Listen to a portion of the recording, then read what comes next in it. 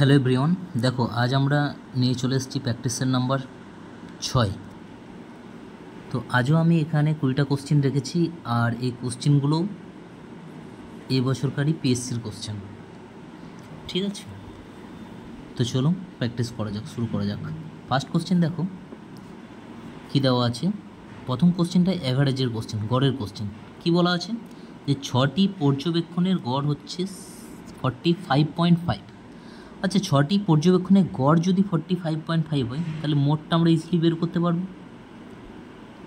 মোটটা কত হয়ে যাবে? 6 × 45.5, যেটা আমরা গুণ করে নেব।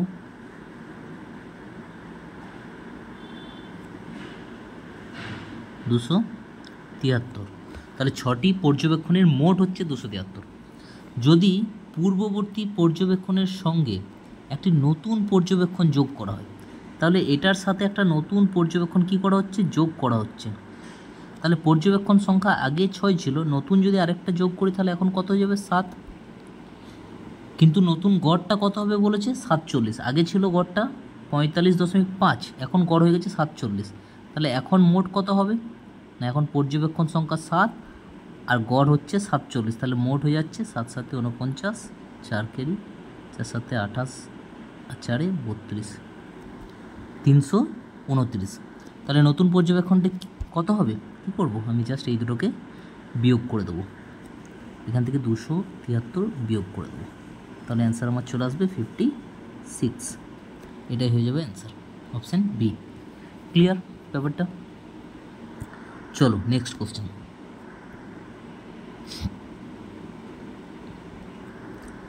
দেখো এবার আবার সেম কোশ্চেন এসছে। এই টাইপের কোশ্চেন আমরা প্রিভিয়াস প্র্যাকটিস সেটে করেছি।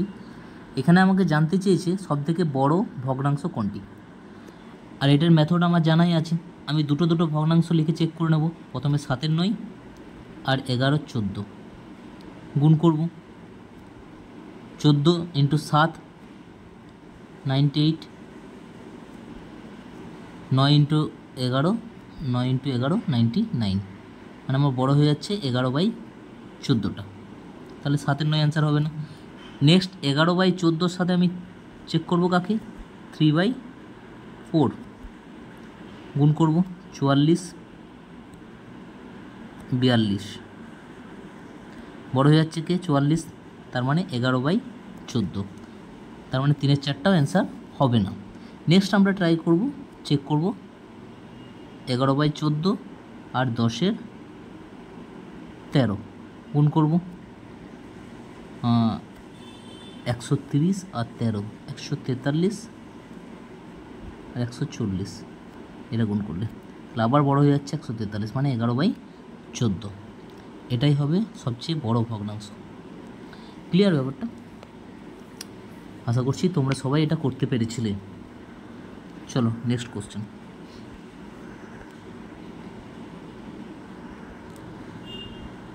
দেখো বলা আছে যে দুটি পাত্র আছে, দুটি পাত্রে মিল্ক আর ওয়াটার, দুধ ও জলের মিশ্রণ কত বলেছে? 3:2 একটা পাত্রে। আর একটা পাত্রে মিল্ক আর ওয়াটারের বলেছে মিশ্রণ কত? 6:5। এবার এই দুটি পাত্র থেকে কোন অনুপাতে মিশ্রণগুলি মিশ্রিত করলে নতুন মিশ্রণে দুধ ও জলের অনুপাত হবে 4:3। তাহলে নতুন মিশ্রণে দুধ আর জলের অনুপাত হবে কত? 4:3। এটা আমাকে কোশ্চেনে দিয়েছে। তো দেখো এখানে একটা জিনিস অবশ্যই মাথায় রাখবে, এই মিশ্রণের অঙ্কে যখন এই টাইপের কোশ্চেন দেবে, তুমি কোশ্চেনে দেখতে পাবে কী অনুপাতে বা কোন অনুপাতে, তখনই তুমি জেনে রাখবে ওই ধরনের কোশ্চেনগুলো সাধারণত এলিগেশন মেথড আমরা অ্যাপ্লাই করে থাকি। এলিগেশন, তাহলে এইখানে আমরা এলিগেশন মেথডটা অ্যাপ্লাই করব। এবার এলিগেশন মেথড অ্যাপ্লাই করার নিয়ম হচ্ছে, তুমি হয় মিল্কের ওপর টোটাল এলিগেশনটা লাগাও বা ওয়াটারের ওপর লাগাও, যে কোনো একটার ওপর লাগাও। আমি যদি ধরো মিল্কের ওপর লাগাই, তাহলে প্রথম যে পাত্র সেখানে মিল্ক কত ছিল? টোটাল তো ছিল 5 ভাগ, 5 ভাগের মধ্যে 3 ভাগ মিল্ক, তাহলে আমি বলতে পারি মিল্ক ছিল 3/5। সেকেন্ড পাত্রে দেখো 6 ভাগ মিল্ক, টোটাল কত ভাগ? 11 ভাগ, তাহলে মিল্ক আছে 6/11। আর নতুন মিশ্রণটাতে আমরা বলতে পারি মিল্ক 4/7। তাই না? এবার এই যে ভগ্নাংশগুলো পাচ্ছি, এই ভগ্নাংশগুলো থেকে ভগ্নাংশগুলোকে সরিয়ে আমরা একটা সুন্দর নাম্বার আনার চেষ্টা করব। মানে ভগ্নাংশ বিয়োগটা যেহেতু একটুকু জটিল হয়ে যায়, আমরা একটা পূর্ণ সংখ্যায় নিয়ে চলে আসব।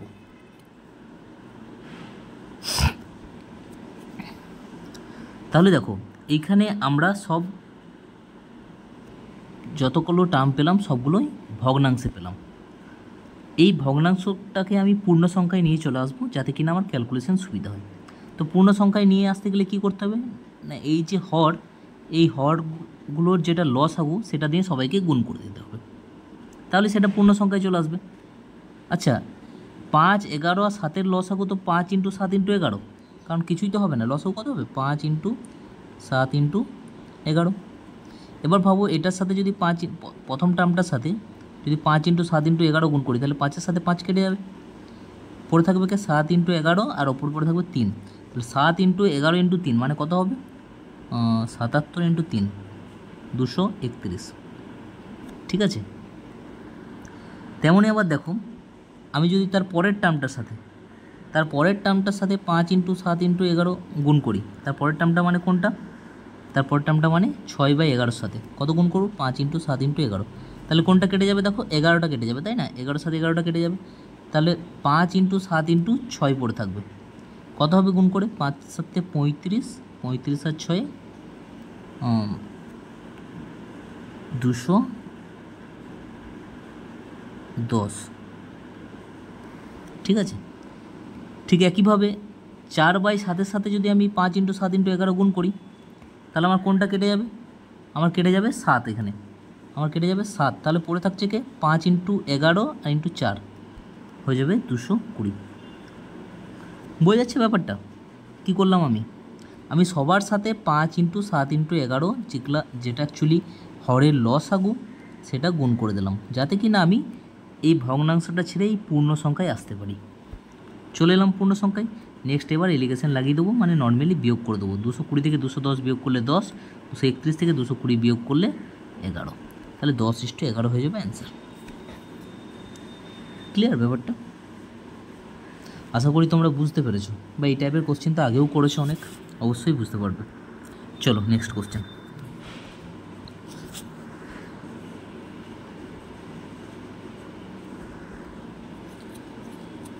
দেখো টাইম অ্যান্ড ডিস্টেন্সের কোশ্চেন কী বলেছে, আকাশ 6টায় মুম্বাই থেকে রওনা হয়ে ব্যাঙ্গালোরে পৌঁছলো কটায় 10টায়, তাহলে মুম্বাই থেকে ব্যাঙ্গালোর, আকাশ যাচ্ছে মুম্বাই থেকে ব্যাঙ্গালোর, কটায় বেরিয়েছে 6টায়। প্রকাশ 8টায় বেরিয়েছে ব্যাঙ্গালোর থেকে আর মুম্বাইয়ে পৌঁছাচ্ছে 11:30টায়।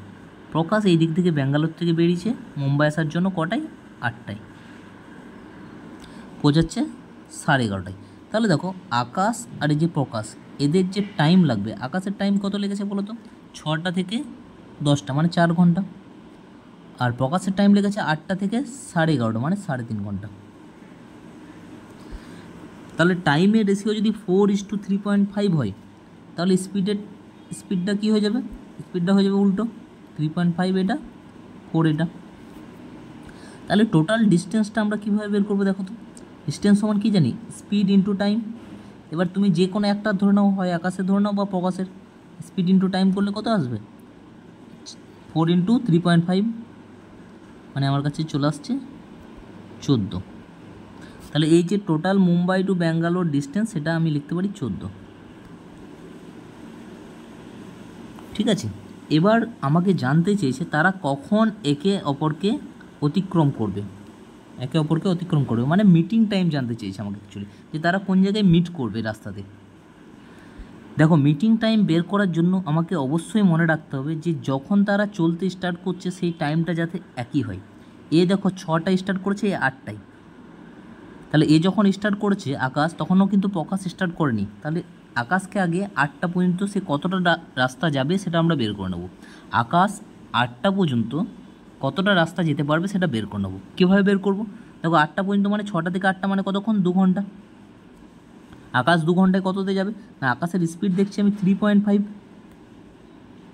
তাই না, তাহলে 2 ঘন্টায় কতটা যাবে 3.5 × 2 মানে 7 ইউনিট রাস্তা আকাশ চলে যাবে 8টা পর্যন্ত। তাহলে আকাশ অলরেডি দেখো 7 ইউনিট কভার করে নিল। ধরো এখান থেকে এটা হচ্ছে 7 ইউনিট, তাহলে আকাশ এই জায়গায় পৌঁছে গেল কটায়? 8টায়। এবার দেখো আকাশেরও টাইম 8টা আর প্রকাশেরও টাইম 8টা। এইবার আমরা মিটিং টাইমের কনসেপ্টটা লাগাবো। মিটিং টাইম কীভাবে বের করতে হয়? না, টাইম বের করার ফর্মুলা আমরা জানি অলরেডি, ডিস্টেন্স বাই স্পিড। ডিস্টেন্সটা এখানে কত হবে? দেখো ডিস্টেন্স তো আর এইটুকুই বেঁচে আছে, 7 তো অলরেডি কভার্ড, তাহলে আর কত বেঁচে আছে? 7। তাহলে ডিস্টেন্স হবে 7। আর স্পিড কি হবে? আকাশ আর প্রকাশ একে অপরের বিপরীত দিকে চলছে, আর যদি বিপরীত দিকে চলে তাহলে রিলেটিভ স্পিড কী হয়ে যায়? দুটো স্পিডের যোগফল। এখানে দুটো স্পিড কত? আকাশ আর প্রকাশের, একজনের 3.5 একজনের 4, যোগ করলে কত হবে? 7.5। আচ্ছা, এটাকে মিনিটে করার জন্য 60 দিয়ে আমি গুণ করে দিলাম। পয়েন্ট উঠিয়ে দাও, জাস্ট এটা ক্যালকুলেশন করো। এবার এটা কাটছি, 5 12 60, সরি 5 12 60, আর এটা হবে 5 15 75।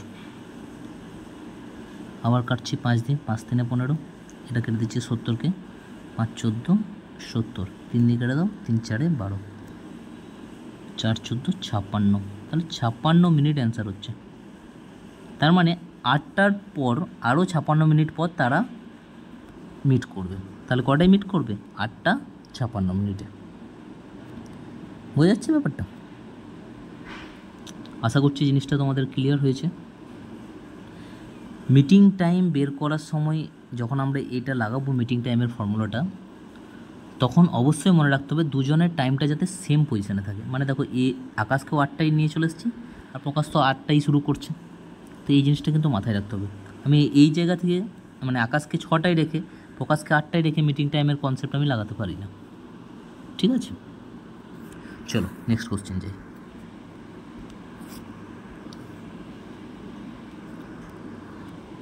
আবার স্পিড টাইম অ্যান্ড ডিস্টেন্সেরই কোশ্চেন। এই টাইপের কোশ্চেন অলরেডি আগে করেছি, যে যখন একটা ট্রেন একটা সেতুকে অতিক্রম করে তখন ট্রেন নিজের দৈর্ঘ্য, যেটা কত বলে দিচ্ছি 130, তার সাথে সাথে সেতুর দৈর্ঘ্য দুটোকেই কিন্তু অতিক্রম করে। সেতুর দৈর্ঘ্য আমি এস ধরে নিলাম। তাহলে এটাই হয়ে গেলো টোটাল ডিস্টেন্স আমার কাছে। ডিস্টেন্স সমান কী হয়? Speed into time. স্পিড কত? 45 কিলোমিটার বেগে প্রতি ঘন্টায়, 45 কিলোমিটার। তাহলে দেখো এটাকে 45 কিলোমিটার পার আওয়ার দেওয়া আছে, ঘন্টায় দেওয়া আছে এটা। তাহলে এটাকে আর টাইমটাকে দেওয়া আছে সেকেন্ডে। তাহলে বেগটাকে আমি মিটার পার সেকেন্ড করে নিই, কত হবে? 5 আর 18 দিয়ে গুণ। তাহলে এটা হয়ে গেলো স্পিড ইন্টু টাইম। টাইমটা কত বলেছে? 30 সেকেন্ড, 30 দিয়ে গুণ করে দিলাম। জাস্ট ক্যালকুলেশন করবো, 9 2 18, 9 5 45, 2 15। তাহলে 130 প্লাস এস, এটা গুণ করে নেবো আমি, 25 ইন্টু 15, 28, এটা হবে। তো 375 মাইনাস 130, মানে অ্যান্সার হয়ে যাবে আমার কাছে 5 4 2 245, অপশান সি। ক্লিয়ার ব্যাপারটা? আশা করছি বুঝতে পারছো, কিছুই নেই অঙ্কটা। চলো নেক্সট।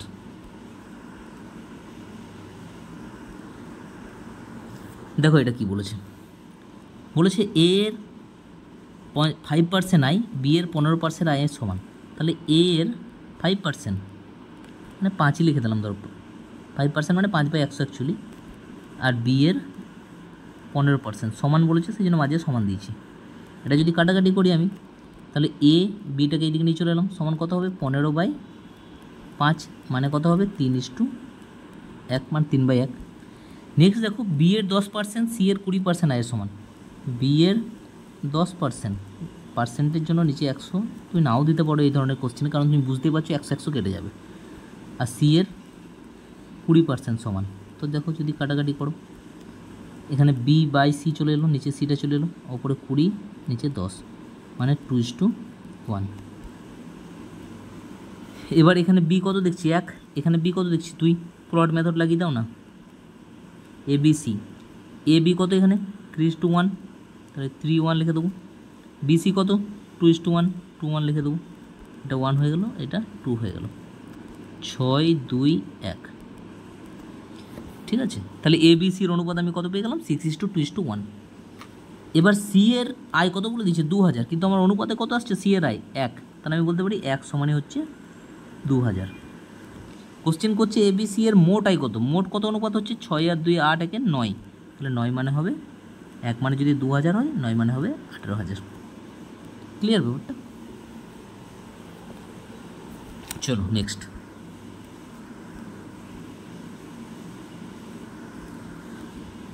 একটি জিনিসের ক্রয় মূল্য ও বিক্রয় মূল্যের অনুপাত 20:11, তাহলে সিপি আর এসপি বলে দিয়েছে আমাকে।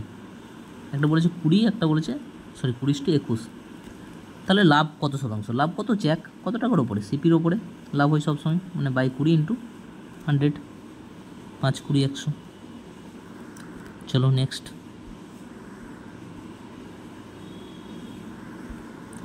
একটি বস্তুর বিক্রয় মূল্য বলে দিয়েছে 1920, ডিসকাউন্ট দেওয়া হয় 4%। আচ্ছা 4% মানে আমরা বলতে পারি 1/25। ডিসকাউন্ট বলেছে মানে নিচেরটা কী হবে, এমপি, ওপরেরটা হবে ডিসকাউন্ট। তাহলে এমপি হচ্ছে কত 25, ডিসকাউন্ট দিচ্ছে 1 টাকা, আর ডিসকাউন্ট দেওয়ার পর জিনিসটাকে কী করে সেল করে, মানে এসপি কত 24, কিন্তু আমাকে এসপিটা কত বলে দিয়েছে 1920, তাহলে আমরা বলতে পারি 24 মানেই 1920।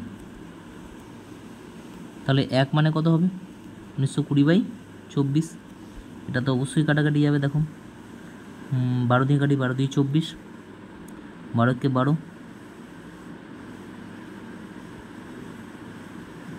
6 12 72, ঠিক আছে, 2 দিয়ে কেটে দাও 80, তাহলে 1 মানে 80। আমাকে এমপি বার করতে বলেছে ধার্য মূল্য, তাহলে এমপি মানে 25, 25 ইন্টু 80 করে দাও, অ্যান্সার হয়ে যাবে 2000। ক্লিয়ার ব্যাপারটা? চলো নেক্সট।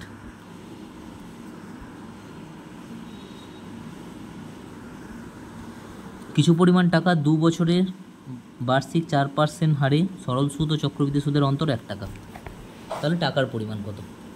আচ্ছা 2 বছরে সরল সুদ আর চক্রবৃদ্ধি সুদের অন্তর বলেছে, আমরা জানি 2 বছরের অন্তর জেনারেলি ফর্মুলাটা কি হয়, r²/100, এটাই অন্তর বোঝায় চক্রবৃদ্ধি সুদ আর সরল সুদের 2 বছরের ক্ষেত্রে। আর সেই r² মানে কত, 4² মানে কত 16/100, এটাই অন্তর, মানে আমি এটাকেই কত বলতে পারি 0.16%, তাই না? এটাই হচ্ছে অন্তর চক্রবৃদ্ধি সুদ আর সরল সুদের, কিন্তু আমাকে অন্তরটা কত বলে দিচ্ছে 1, তাহলে আমি বলতে পারি 0.16% মানেই হচ্ছে 1। টাকার পরিমাণ মানে সবসময় 100%, 1% সমান 1/0.16, আর 100% সমান হবে ইন্টু 100, জাস্ট আরও দুটো জিরো চলে যাওয়া, দেন কাটাকাটি করে দাও 625।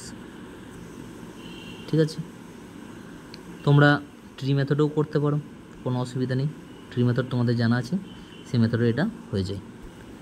বা তোমাদের যদি ডাইরেক্ট এই ফর্মুলাটা মনে থাকে, এই ফর্মুলাটাও তোমরা অ্যাপ্লাই করে দিতে পারো। ঠিক আছে, দুটোতেই হবে। চলো নেক্সট।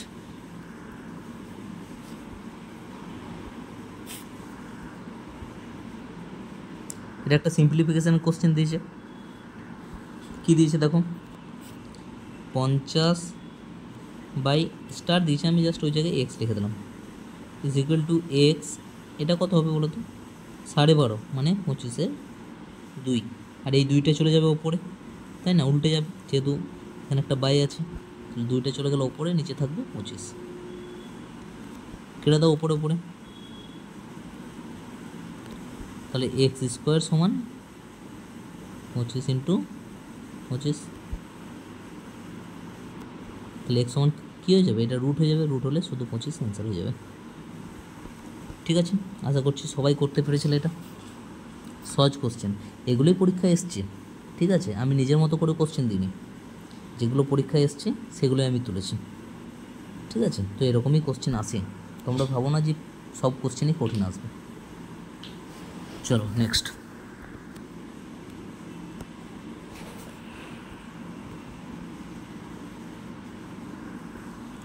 আবার মিশ্রণের একটা কোশ্চেন, কী দেওয়া আছে, অ্যাসিড আর জলের মিশ্রণের অনুপাত দেওয়া আছে 1:3, তাহলে অ্যাসিড আর ওয়াটার কত দেওয়া আছে 1:3। এবার এখানে 5 লিটার কী যোগ করেছি, অ্যাসিড, তাহলে অনুপাতটা কত হয়ে গেছে 1:2। আমি যোগ করেছি অ্যাসিড, জলকে তো কিছু করিনি, তাহলে জলটা আমার কী থাকা দরকার, সমান থাকা দরকার, কিন্তু সমান নেই, সমান করে দেবো, এখানে 2 দিয়ে গুণ করে দেবো, একে 2 দিয়ে করলে একেও 2 দিয়ে করতে হবে, আর একে আমি 3 দিয়ে গুণ করে দেবো। একে 3 দিয়ে করলে একেও 3 দিয়ে করতে হবে। কী জন্য? জলটাকে সমান করার জন্য। কেন জলটাকে সমান করছি? কারণ বাইরে থেকে মিক্স করা হয়েছে তো অ্যাসিড যোগ করা হয়েছে, তাই না? তাহলে অ্যাসিড যদি যোগ করা হয়, জলটাকে তো কিছু চেঞ্জ করা হয়নি, সেই জন্য জলটাকে সমান রাখবো। তাহলে নতুন এখন আমার কাছে কী চলে আসছে রেশিওটা? নতুন রেশিও দেখো, অ্যাসিড আর ওয়াটারের কী চলে আসছে? 2, 6 আর 3, 6। দেখো এখন ওয়াটার সমান হয়ে গেল। তাহলে এই অ্যাসিড কত রেশিও অ্যাড করেছি? 1 রেশিও। কিন্তু 1 রেশিও মানেই কত অ্যাড করার কথা বলেছে? 5 লিটার। তাহলে আমি বলতে পারি 1 রেশিও মানেই 5 লিটার। এবার কী জানতে চাইছে আমার কাছে? নতুন মিশ্রণটির লিটারে পরিমাণ কত। আচ্ছা, নতুন মিশ্রণ মানে এই যে অ্যাড করার পর যেটা পেয়েছি নিচেরটা, মোট কত? 9। তাহলে 9 রেশিও মানে কত হবে? 5, 9, 45 লিটার।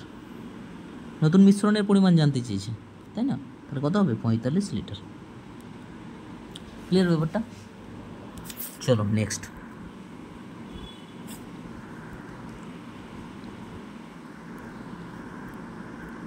দেখো কী বলেছে।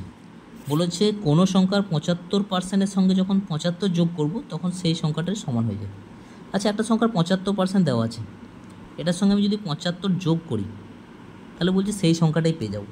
কোনো একটা সংখ্যা সবসময় কত পার্সেন্ট হয়? 100%। যে কোনো সংখ্যাকে আমি কত ধরতে পারি? 100%। তো 75%-এর সাথে আরও কত পার্সেন্ট যোগ করলে 100% আসবে? মানে সেই সংখ্যাটাই আসবে 25%। তাহলে আমি বলতে পারি 25%-এর ভ্যালুই কত? 75। তাহলে 25%-এর ভ্যালু যদি 75 হয় তাহলে 100%-এর ভ্যালু কত হবে? 1% সমান আমরা বলতে পারি 3, আর 100% সমান আমরা বলতে পারি 300। তাহলে সংখ্যাটা কত ছিল? 300। ঠিক আছে, বোঝা গেল? বা তুমি এক্স ধরেও করতে পারো, সেটাও কোনো ব্যাপার না। ঠিক আছে, চলো নেক্সট। দেখো কি বলেছে, যে পরপর 4টি জোড় সংখ্যার সমষ্টি 748। তাহলে তাদের মধ্যে ছোট সংখ্যাটি কত? দেখো জোড় সংখ্যাগুলো আমাদের ধরার নিয়ম আছে। জোড় সংখ্যা আমাকে সবসময় ধরতে হয় 2n থেকে শুরু করব। 2n, এর পরেরটা কত? 2n + 2। দেখো এর আগেরটাও নিয়ে নিতে পারি আমি, কত হবে? 2n - 2। 3টে হয়ে গেল। 4টা নিতে হবে, তুমি এইদিকে আর একটা আগেরটা নিতে পারো বা এইদিকে পরেরটা নিতে পারো, যে কোনো একটা নাও। আমি ধরো 2n + 4 নিলাম, পরেরটা নিলাম। তাহলে পরপর 4টা সংখ্যা হয়ে গেল। 2n - 2, 2n + 2, 2n + 4, sorry 2n - 2, 2n, 2n + 2 আর 2n + 4। ঠিক আছে, সবার মধ্যে গ্যাপ দেখো 2 2 করে, কারণ জোড় সংখ্যার মধ্যে গ্যাপ থাকে 2। এবার কি বললো? সমষ্টি বলেছে 748। তো সমষ্টি মানে যোগফল, যোগ করে দিই। এই যোগফলটাই বলেছে 748। দেখো 2 2 কেটে যাবে, 2n 2n 2n 2n মানে টোটাল হয়ে যাচ্ছে 8n। আর সংখ্যাটা কত পড়ে রয়েছে এইদিকে? 4। এই 4টা ওইদিকে গেলে মাইনাস হয়ে যাবে। তাহলে 8n সমান আমি কত বলতে পারি? 744। তাহলে n সমান হয়ে যাবে 8 9 72, 3 24, 93। আমাকে বের করতে বলেছি সব থেকে ছোটো। সব থেকে ছোটো কত? 2n - 2। তাহলে 2 × 93 - 2 কত হবে? আগে গুণ করতে হবে। 3 2 6, 9 2 18, -2। অ্যান্সার হয়ে যাবে 184। ঠিক আছে, আশা করছি জিনিসটা বোঝা যাচ্ছে। শুধু জোড় সংখ্যা কীভাবে ধরতে হয় এটা মাথায় রাখবে। 2n থেকে শুরু করতে হয়। তুমি 2n এর আগেও নিতে পারো, 2n এর পরেও নিতে পারো, আর +2 বা -2 করে করেই কিন্তু যাবে পরপর। চলো নেক্সট।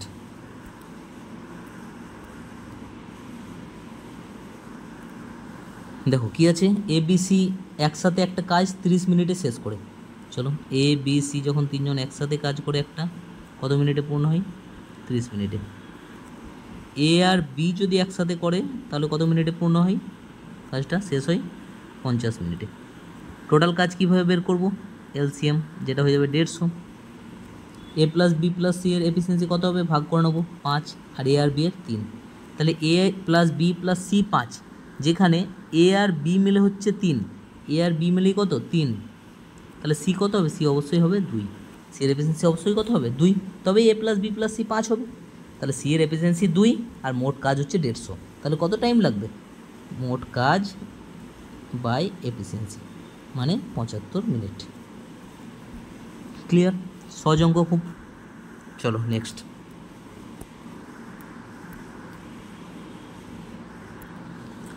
দেখো এখানে দেওয়া আছে পাইপ এ এবং বি 10 এবং 15 ঘন্টায় একটা ট্যাঙ্ক পূর্ণ করে, মানে এ 10 ঘন্টায় আর বি 15 ঘন্টায় পূর্ণ করে। ট্যাঙ্কটার ক্যাপাসিটি বের করি 30 LCM, এটাই হচ্ছে ক্যাপাসিটি, এটা হচ্ছে এফিসিয়েন্সি। এবার বলছে তারা যদি একত্রে পূর্ণ করতে শুরু করে তাহলে কতক্ষণ টাইম লাগবে। এবারে একত্রে যদি করে, একত্রে এফিসিয়েন্সি কত হবে 5, টাইম কত লাগবে ক্যাপাসিটি বাই এফিসিয়েন্সি মানে 6 ঘন্টা। দেখো এরকমই সহজ সহজ কোশ্চেন কিন্তু পরীক্ষায় এসছে, আশা করছি সবাই পারছো এগুলো। নেক্সট কোশ্চেন,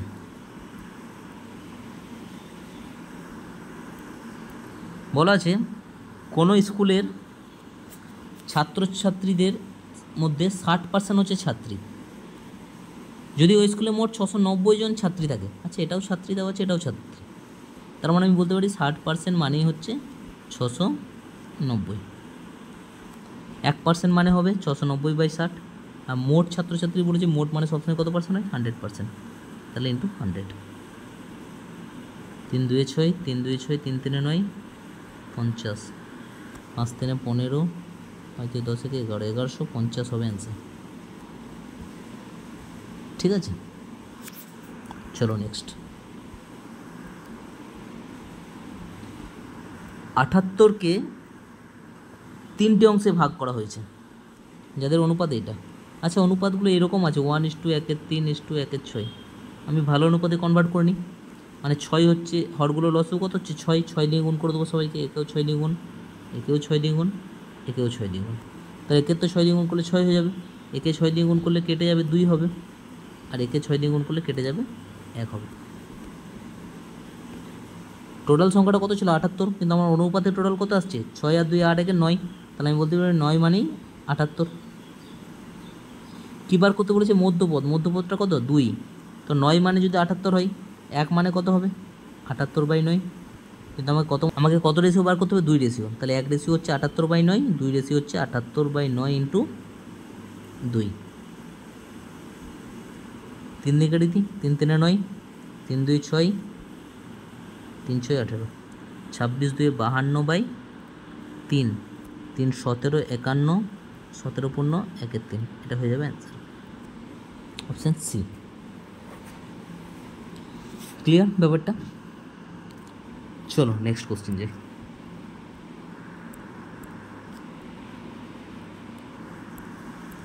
দেখো বলা আছে সরল সুদে 5 বছরে একটা টাকা 1350 হয়, কত বছর 5 বছর, আর 8 বছরে ওই টাকাটা কত টাকা সরল সুদ হয় 1620, সরল সুদে 1620 টাকা হয়। তাহলে একটা জিনিস দেখো, এই যে 5 থেকে 8 মানে এই যে মাঝে 3 বছরে টাকাটা কত টাকা বেড়েছে, টাকাটা দেখো বেড়েছে, এই দুটো বিয়োগ করলে পেয়ে যাব, তাই না 270 টাকা। তো 3 বছরে 270 টাকা সরল সুদ পেয়েছে। 3 বছরে যদি 270 টাকা পাই তাহলে এক বছরে সরল সুদ কত হবে, 1 বছরে সরল সুদ কত হবে 3 বছরে 270, 1 বছরে করতে গেলে 3 দিয়ে আমি ভাগ করে দেবো মানে 90 টাকা, তাহলে প্রতি বছর 90 টাকা করে সুদ পাই। 5 বছর পর টাকাটা 1350 হয়েছে, তাহলে 5 বছরে কত টাকা সুদ পেয়েছে, প্রতি বছরে তো 90 টাকা করে পাই, তাহলে 5 বছরে পেয়েছে 5 9 45, 450 টাকা। সেই 450 টাকা সুদ পাওয়ার পরই টাকাটা 1350 টাকা হয়েছে, তাহলে 5 বছর আগে টাকাটা কত ছিল, এখান থেকে আমি 450 বিয়োগ করে দেবো, তাহলে 5 বছর আগে টাকাটা কত ছিল পেয়ে যাবো, এটা হয়ে যাবে 900। বোঝা যাচ্ছে ব্যাপারটা? আশা করছি বুঝতে পারছো। চলো নেক্সট। বলা আছে 720 টাকায় এক ব্যক্তি 20 ডজন ডিম কিনেছিল, যদি ব্যক্তিটি 20% লাভে বিক্রি করতে চায় তাহলে প্রতিটি ডিমের বিক্রয় মূল্য কত হবে। আচ্ছা 720 টাকায় 20 ডজন ডিম কিনেছিল, 20 ডজন মানে 20 × 12 240টা, 240টা কিনেছিল কত টাকায় 720 টাকায়, তাহলে একটা ডিমের দাম কত, আমি বলতে পারি 720/240, 40 মানে 3 টাকা এক একটা ডিমের দাম। সে চাই 20% লাভ রাখতে, তাহলে বিক্রয় মূল্য কত হবে না, লাভ রাখতে চাই 20%, তাহলে বিক্রয় মূল্য আমি বলতে পারি 120%, মানে 120/100। আনসার হয়ে গেল কত বিক্রয় মূল্য এক একটা ডিমের 3.6। বোঝা যাচ্ছে? একটা ডিমের ক্রয় মূল্য ছিল 3, 20% লাভ রাখছে, তার মানে বিক্রয় মূল্য করে দিতে হবে কত 120/100, বিক্রয় মূল্য বেড়ে গেল। ঠিক আছে, ক্লিয়ার? দেখো এইরকমই কোশ্চেন কিন্তু পরীক্ষায় আসছে, তো তোমাদেরকে ভালোভাবে প্র্যাকটিস করে যেতে হবে যাতে তোমরা সেগুলো ইজিলি সলভ করতে পারো। আর যেটুকুই থাক, আবার আমরা আসছি পরের প্র্যাকটিসের নাম্বার 7 নিয়ে। Thank you.